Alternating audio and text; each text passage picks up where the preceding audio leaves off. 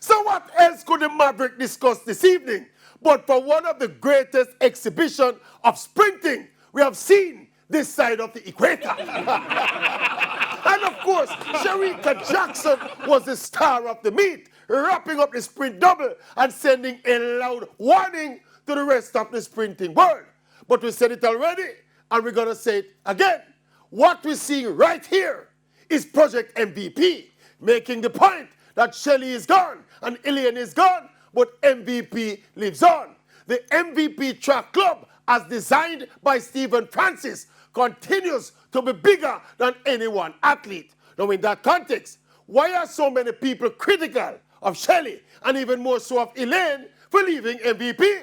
If MVP is so adept at regenerating itself by consistently producing new stars and world beaters, then why people so up in them feelings when the athletes start get disgruntled and for whatever reason them leave?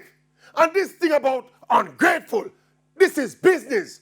MVP and these other clubs should protect themselves legally and contractually to recoup their investment in the athletes. Short of that, athletes will leave and new ones will arrive.